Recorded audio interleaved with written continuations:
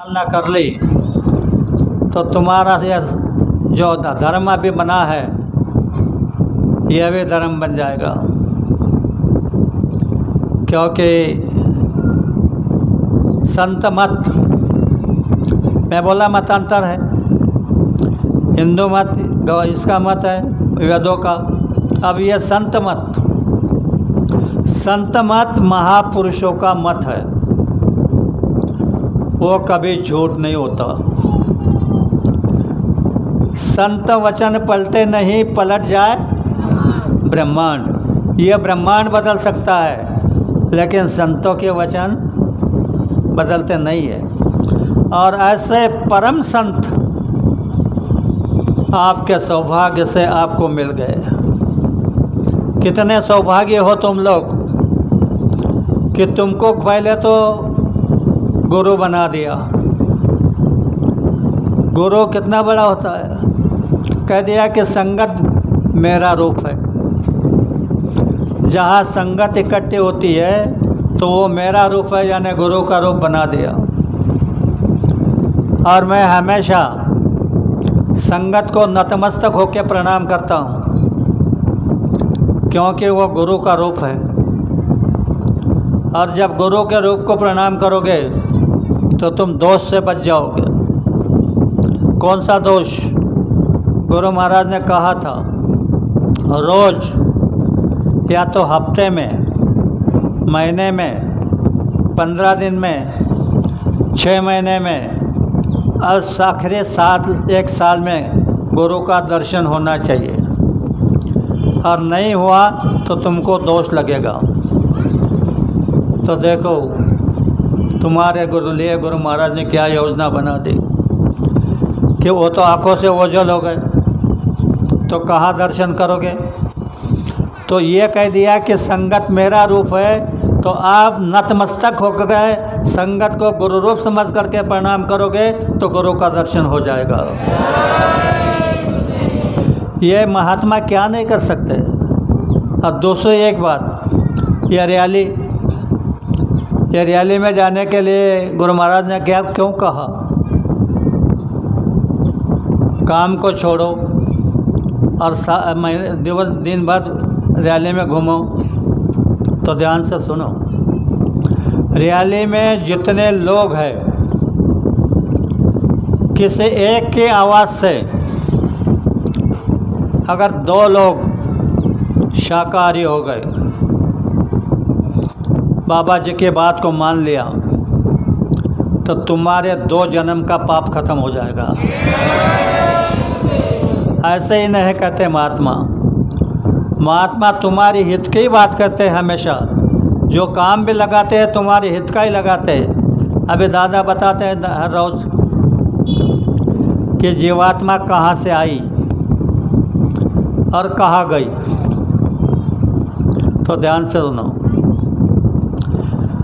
5वें मासे पंचभूत आत्मा झाली निर्माण। शरीर में जब वो बच्चा 5 माह का होता है तो पंचभूत आत्मा, यानी जो पंचभूत तुम्हारे अंदर है उनसे निकाल करके एक आत्मा बना दी और वो वही प्रकट हो गई। पंचभूत आत्मा झाली निर्माण। 7वें मासे षट चक्रवर्ती के लिए देवानो। जब बच्चा गर्भ में होता है तो 5वें महीने में वह जीवात्मा वहाँ प्रकट होती है।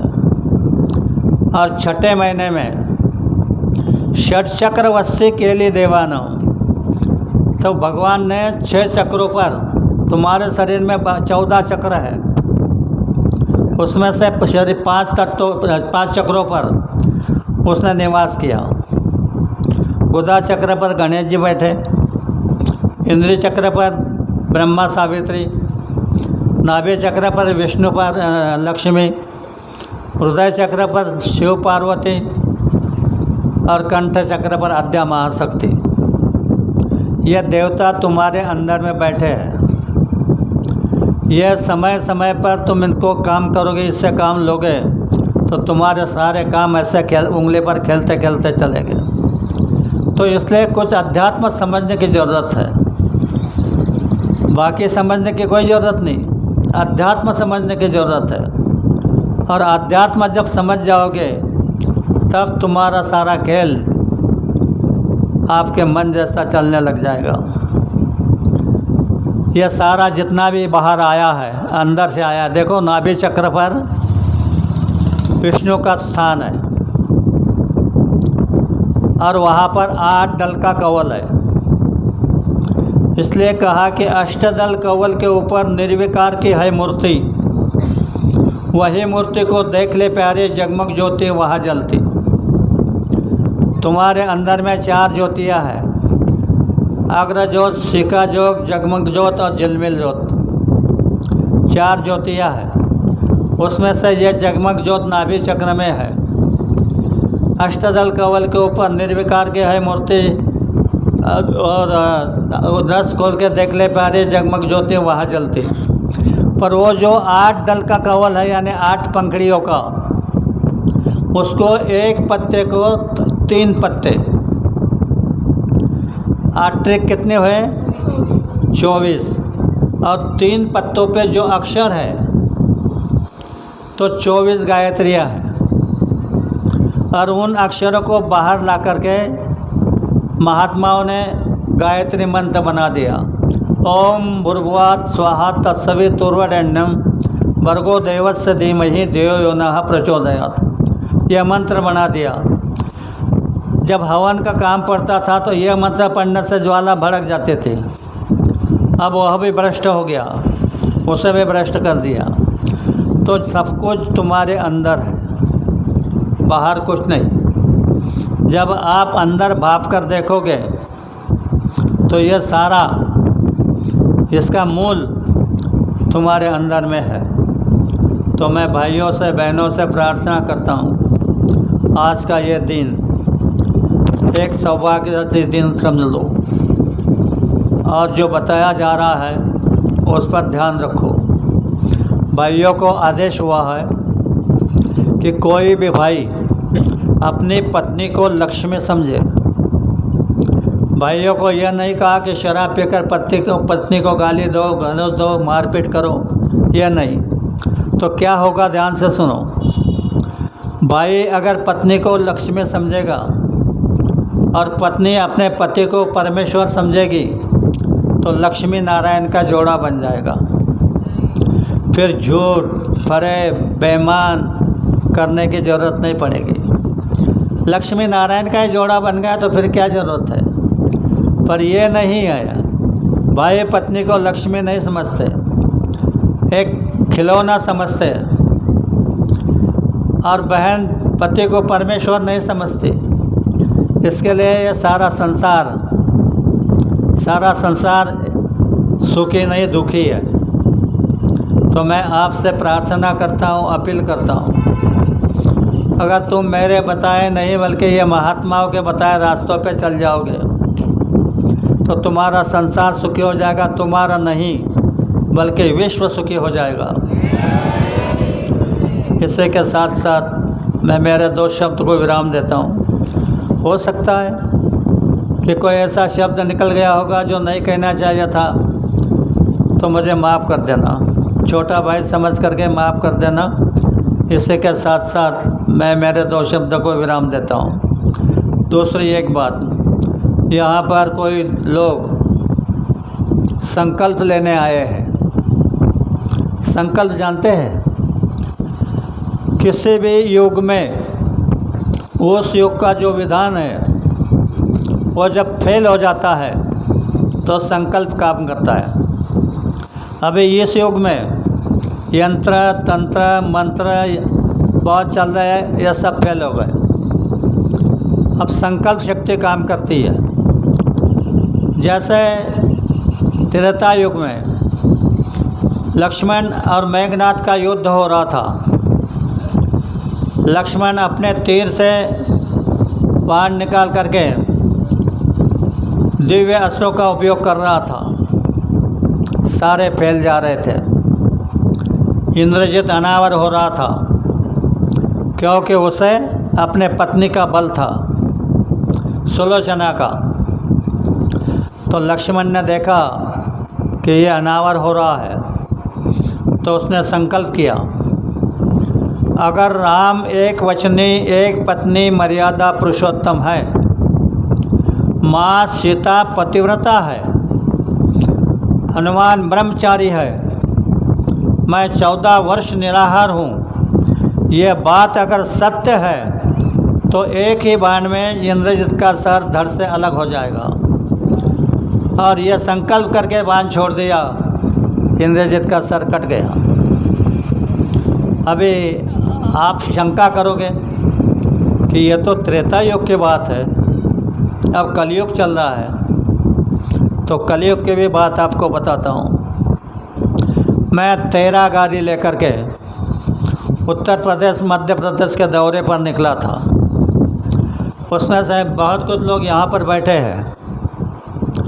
तो जबलपुर के एक सत्संगी सचिन जाट करके, उसने फ़ोन किया कि अन्ना मुझे एक कार्यक्रम दे दो। मैंने कहा ठीक है, आज ही आता हो शाम को। तो वह हाई फाई कॉलोनी में रहता था, लोग जय गुरुदेव नहीं बोलते थे।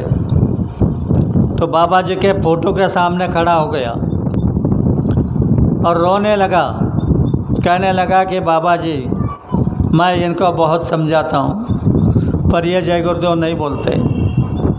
तो अन्ना आ रहे हैं, ऐसा चमत्कार करो कि ये जय गुरुदेव बोलने लग जाए। उसने संकल्प कर लिया। हम रात को लंबे सफ़र थी, 8 बजे पहुँचे। उसने टेंट वगैरह लगा करके, कुर्सियाँ वगैरह डाल करके सब कुछ तैयार रखा था। गांव के लोग भी आके बैठे थे।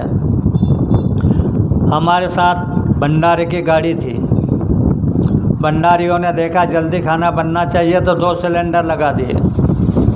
मैंने अर्चना से कहा, बेटा 2 प्रार्थना सुना दो। अर्चना प्रार्थना गाने लगी। एक प्रार्थना ख़त्म हुई, तब से एक सिलेंडर ने आग पकड़ ली। उसे बुझाने के प्रयास में लगे तो दूसरे ने पकड़ ली। दोनों के बुझाने के लपेट झपेट में बगल में गोड़े तेल, सोडा तेल, लीटर तेल का डब्बा पड़ा था, वो भी पिघल गया, तेल बाहर आ गया, वो भी जलने लगा। टेंट में आग की लपटें आने लगी। मैंने दादा को कहा, दादा बाहर चलना पड़ेगा। बाहर आया, देखता तो भयानक दृश्य था। कॉलोनी के लोग भाग रहे थे, कह रहे थे 2 सिलेंडर है, अगर फट गए तो कॉलोनी बचेगी नहीं। और हमारे सत्संगी जय गुरुदेव बोल करके आग के तरफ जा रहे थे। मेरा हृदय धड़ धड़ धड़ धड़ करने लगा कि अब क्या होगा। तो मैंने मंत्र का उपचार किया कि कोरा करिया जल से भरिया, उसमें कौन नहाए, धरती वाले गोरख नहाए, जलती आग शीतल हो जाए, मेरी भक्ति गुरु की शक्ति, स्फुरो मंत्र ईश्वर वास सत्यनाम आदेश गुरु का। कोई लाभ नहीं हुआ, ज्वाला भड़कती रही। तो हमने सोचा कि जब सारा ख़त्म हो गया है तो संकल्प काम करेगा। तो संकल्प किया। आप भाई बहनें अच्छी तरह समझो। संकल्प किया कि हे बाबा, ये लोग आपके आदेश से धर्म प्रचार को निकले हैं, ये अपने खर्चे से चल रहे हैं, इनको मान सम्मान प्रतिष्ठा की ज़रूरत नहीं है। अगर ये बात सत्य है तो ये आग अभी बुझ जाए। तो जैसे बटन दबाते हैं ऐसी आग बुझ गई। तो आज तुम भी कर सकते हो, पर वो जो द्वैत आपके अंदर में है, ये दूसरा और मैं तीसरा, ये द्वैत आपको समझने नहीं दे रहा है।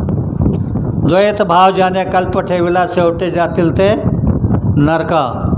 द्वैत अगर अंतर में रहेगा, मैं और तू, तो आखिर नरक की यातना है। इसलिए सभी प्रेम से, सबके साथ प्रेम, और प्रेम से अगर रहोगे तो वह भी तुम्हारे ऊपर प्रेम करेगा। और तुम अगर द्वैत करोगे तो वह भी तुम्हारे साथ द्वैत करेगा। तो मैं आपसे प्रार्थना करता हूँ, बहुत कुछ बातें सब मैंने बता दी, इन बातों में से आपने आधे भी पालन कर लिया तो तुम्हारा जीवन सुखी हो जाएगा, समृद्ध हो जाएगा। और यह नर्तन जो पाया इसके सफलता हो जाएगी। बाकी इस जगत में कुछ नहीं, यहाँ सब झूठा खेल है। ये झूठे में फंसोगे तो फंसे रहोगे। ये बाबा जी ने आपको जो रास्ता दिया है वह उन्होंने पहले ये देखा कि क्या हो रहा है। यह शक्लें होती है। राज संत टुकड़ो जी महाराज इधर का संदेश उधर लेके जाते थे और उधर का संदेश इधर लाते थे। एक बार गए इनके पास तो इन्होंने पूछा कि मृत्यु लोक में क्या चल रहा है। तो उन्होंने बताया, सरकार क्या पूछते हो?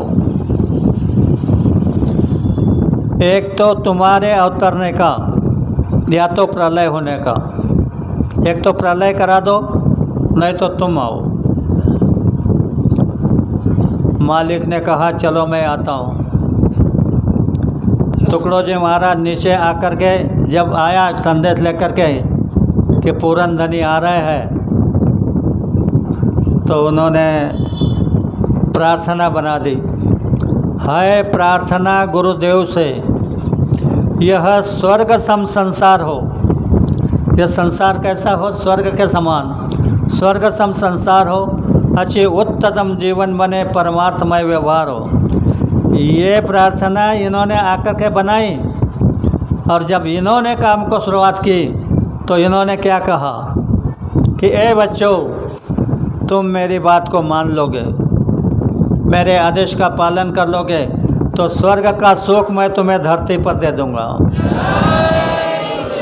वो कह रहे हैं स्वर्ग सम संसार हो, तो इन्होंने आवाज़ लगा दी कि स्वर्ग का सुख धरती पर दे दूंगा। तो ये सब कुछ तुम्हें देने वाले हैं। तुम अपने विचारों को बदल दो, पुराने विचार अपने अंदर में मत रखो, उसका ऐसा गंध भी मत रखो, क्योंकि बहुत बड़ी दौलत आपको मिल चुकी है। महात्माओं की ये दौलत महात्माओं की होती है, यह किसी के पास नहीं होती है। और वो दौलत उन्होंने खुलेआम लौटा दी। यह नहीं पूछा तो कौन से जाति का है, तो कितना पढ़ा लिखा है, तो क्या शिकार करता है, यह नहीं पूछा, खुलेआम बांट दी। तो भाइयों और बहनों, जिन्होंने तुमको ये दौलत दी उसकी कदर करो, उसकी कदर करो और उसकी मेहनत करो। मेहनत करके अंदर में भापो और जो बताया है कि सुनो, देखो और सुनो, तो सुनो और गुनो। तो इसी के साथ साथ मेरे दो शब्दों को विराम देता हूँ, बोल चुक के माफ़ी चाहता हूँ। तो जो लोग संकल्प लेने आए हैं वो खड़े हो जाए।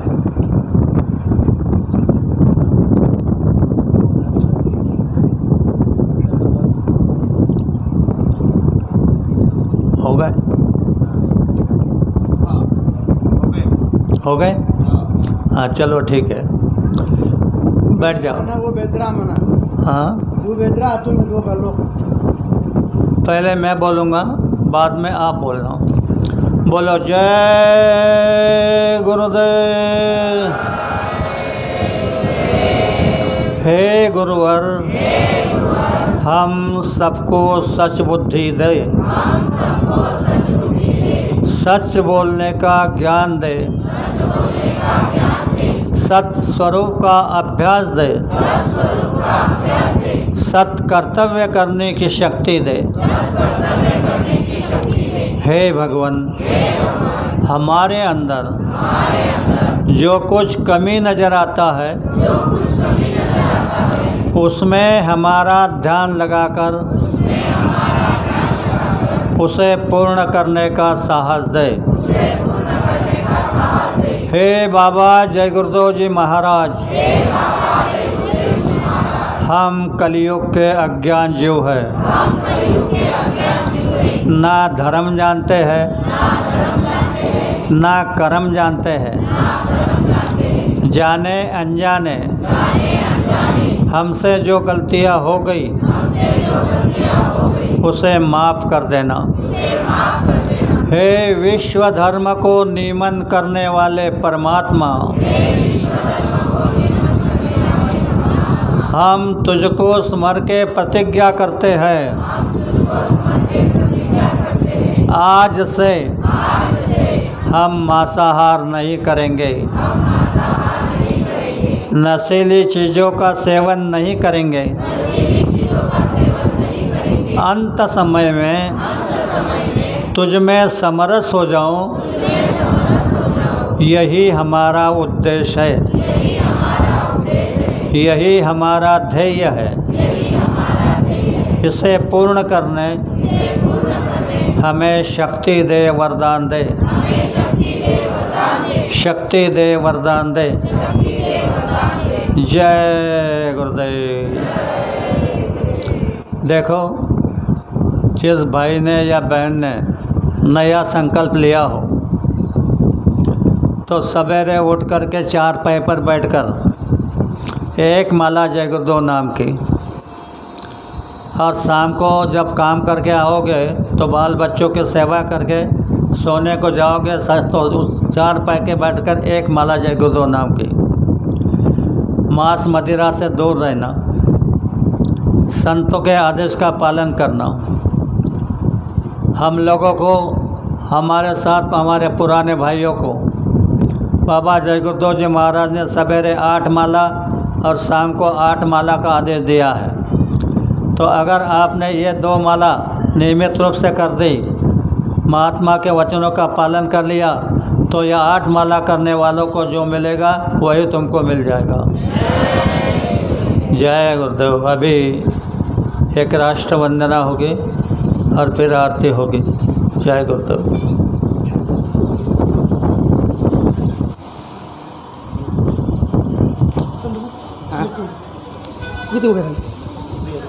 जय गुरुदेव। एक महत्त्वाची सूचना आहे। आताच खंडू वामन बाविस्कर यांनी जे व्हिडिओ शूटिंग केले आहे, म्हणजे प्रत्येक जिथे जिथे अण्णांचा सत्संग होतो आणि ज्या ज्या ठिकाणी अण्णांची शाकाहारी रॅली निघते तर त्याचं खंडूबू व्हिडिओ बनवतात, शूट करतात। त्यांनी एक चॅनल तयार केलेलं आहे। त्या चॅनलचे नाव आहे धम्माल खंजेरी, धम्माल खंजेरी भजन। तर इथले 90% लोक हे मोबाईल वापरतात। यूट्यूबवर जायचं, सर्च करायचं धम्माल खंजेरी भजन, आणि तिथे जेवढे पण अण्णांनी सत्संग केलेले आहेत या पिरियडमध्ये आणि जेवढ्याही रॅली हा शाकाहारीच्या काफिला निघालेला आहे, याचे सर्व व्हिडिओ आपल्याला त्या ठिकाणी भेटतील। मग तेवढंच करायचं का? नाही, आपण कमीत कमी आपले जे मित्र असतील, नातेवाईक असतील, त्यांना तिथलं डाउनलोड करून आपल्या लोकांना पाठवायचं, म्हणजे त्यांना घरी बसून अण्णांचा सत्संग ऐकायला मिळेल। घरी बसून त्यांना ह्या काफिल्याचं, गुरु महाराजांच्या लोकांचं दर्शन होईल। हा एक फायदा आपण त्यांना देऊ शकतो। दुसरा फायदा, तर हे चॅनल आपण काय केलं पाहिजे? सबस्क्राईब केलं पाहिजे, बेल आणि घंटीचं बटन दाबलं पाहिजे। एवढ्यावर थांबायचं नाही, तर याला लाईक पण केलं पाहिजे। तुम्ही म्हणाल याचा काय फायदा? तुम्हाला एक सांगतो। हे जे खंडूभाऊ इथे उभे आहेत ना, अण्णांनी सांगितलं की तुकडोजी महाराजांची प्रार्थना, तर अण्णा आधी म्हणजे आम्हाला आठायला लागलं, आम्ही अण्णांच्या सोबत सत्संग ऐकायला जायला लागलो, सोबत फिरायला लागलो, तेव्हा खंडूभाऊ खंजेरी वाजायचे, तुकडोजी महाराजांचे भजन म्हणायचे आणि अण्णांचा सत्संग व्हायचा। ती एक धमाल वेगळीच व्हायची, ते वातावरण वेगळंच होतं। त्यातले हे खंडूभाऊ आहेत। एवढंच नाही तर बाबाजींनी एक काफिला काढला होता, उत्तर प्रदेश आणि उत्तरांचल याच्यामध्ये। एकच मिनटात बोलतो। त्या काफिल्यामध्ये आम्ही काही लोक गाड्या घेऊन गेलो। बाबाजींनी नव्या गाड्या विकत घ्यायला लावल्या होत्या, नव्या मोटरसायकली पण घ्या। आम्ही मोटरसायकलवर होतो आणि महाराष्ट्रातून काही लोकांनी, निवडक लोकांनी सायकल दौरा केला होता। खंडूभाऊंनी 1500 रुपयाची नवी सायकल मथुरेला विकत घेतली आणि 2500 किलोमीटरचा दौरा, म्हणजे रोज 200 ते 250 किलोमीटर खंडूभाऊ सायकल चालवायचे काफिल्यामध्ये बाबाजींच्या सोबत, आपल्या मोटरसायकलांच्या सोबत। त्यातले खंडूभाऊ आहेत। आणि ज्या वेळेस त्या काफिल्यामध्ये खंडोबा मला बाबाजींच्या दर्शनामध्ये कुटियामध्ये घेऊन गेलेत आणि सांगितलं की बटू बाबा आता बाबाजींना आपण विचारू, मी गुरु महाराजांचे भजनची कॅसेट काढून लोकांना विकू शकतो का, ऐकवू शकतो का? म्हटलं चला. 3 दिवस गुरु महाराजांनी दर्शन दिलं नाही आम्हाला. 3ऱ्या दिवसानंतर आम्हाला मध्ये घेतलं आणि मग गुरु महाराजांनी ऐकून घेतलं. बताव सांगितल्यानंतर आम्हाला सांगितलं की तुम बाहेर जाओ. आणि बाबाजींचे जे ड्रायव्हर होते बबलू भाऊ, एकदम स्ट्रॉंग माणूस होता, आणि त्या बबलू भाऊला थोड्या वेळात गेटच्या बाहेर पाठवलं की जाओ बच्चे बाहर खड़े हैं, उनको बता दो कि तुम्हारा भजन हम सुन भी लेंगे और सुना भी देंगे. त्यातला खंडोबा आहे. आज श्रीमंत पोरं आहेत, श्रीमंत लोक आहेत ज्यांना मोबाईलच्या समजतं, खंडोबाला काहीच समजत नाही, शिकलेला माणूस नाही जास्त. खंडोबाची परिस्थिती बघा. आणि तो खंडोबा गुरु महाराजांचं काम, अण्णांचे व्हिडिओ कॅच करतो आहे आणि लोकांना ऐकवण्यासाठी याचा प्रचार प्रसार करतो आहे. एवढंच नाही, गुरु महाराज त्यांचा आशीर्वाद आहे त्याच्यासोबत, आपण पण त्याच्यात सहयोग दिला पाहिजे. एवढंच नाही, एक शेवटचं सांगतो. गुरु महाराजांना खासदारकीसाठी काही लोक उभे करायचे होते एरंडोल मतदारसंघात. काही नावं गेले होते. गुरु महाराजांनी खंडू वामन बाविस्कर या नावावर बोट ठेवलं होतं आणि खंडोभाऊ खासदारकीला उभा होता. असा हा माणूस आहे. त्याचं चॅनल सर्वांनी सबस्क्राईब करा. जय गुरुदेव. जय गुरुदेव. मित्र हो, जे बी काही घटित होतं गुरूंच्या दयेने होतं. ज्येष्ठ परमपूज्य अण्णासाहेबसारखे, दादांसारखे ज्येष्ठ आपल्या पाठीशी आहेत. त्यांच्या मर्जीनुसार गुरूंची मेहरबानी दया त्याच्यावर आमचं काम चालत आहे. मी एक व्यक्ती आहे, निमित्त आहोत आपण, मी काहीच नाही. जय गुरुदेव.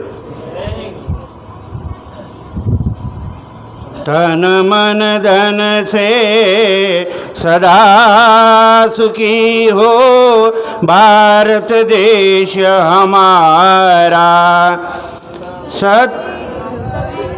सभी धर्म और पंथ पक्ष को दिल से रहे प्यारा. विजय हो, विजय हो, विजयी हो भारत देश हमारा. निर्भय हो यह देश की माता, मंगल कीर्ति कराने. सत्यशील और निर्मल मन से वीरों को उपजाने. सद्गुणी हो यह देश की जनता, जीवन सुख सजवाने.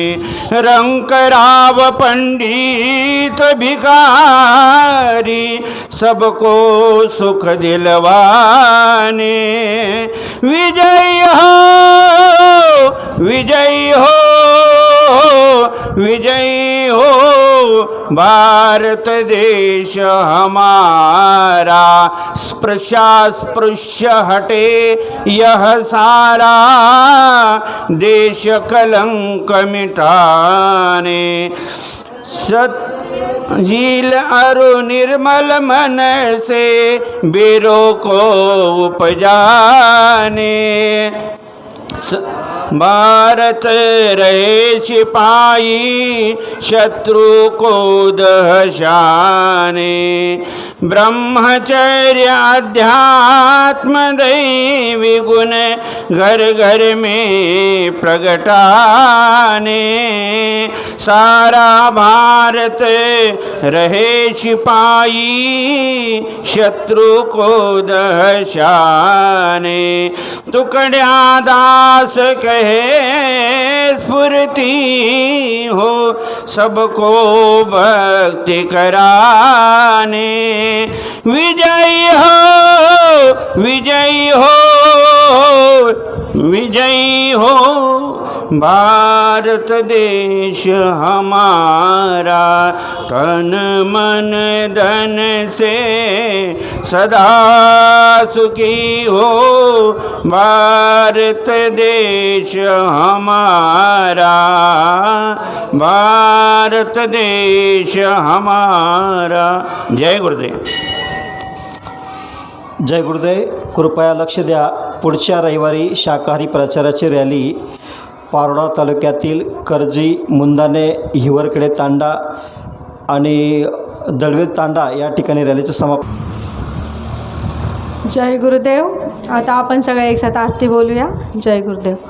विनायक करू मैं दो कर जोड़े, सतगुरु द्वार तुम्हारे, बिन घृत दीप आरती साजू, दो अखियन मज धारे, भाव सहित नित बैठी झरोखे, जोहत प्रियतम प्यारे, पग ध्वनि सुनु श्रवण ही अपने, मन के काज बिसारे, जागी सूरत पियत चरणामृत, पियत पियत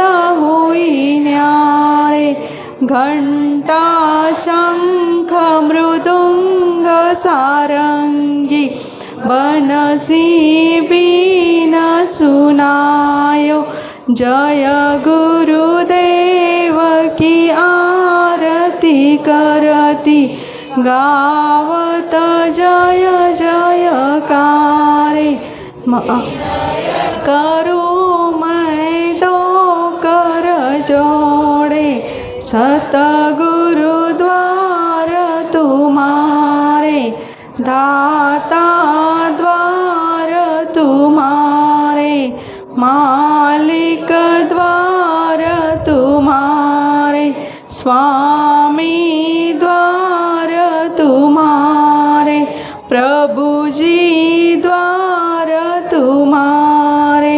जय गुरुदेव. जय गुरुदेव.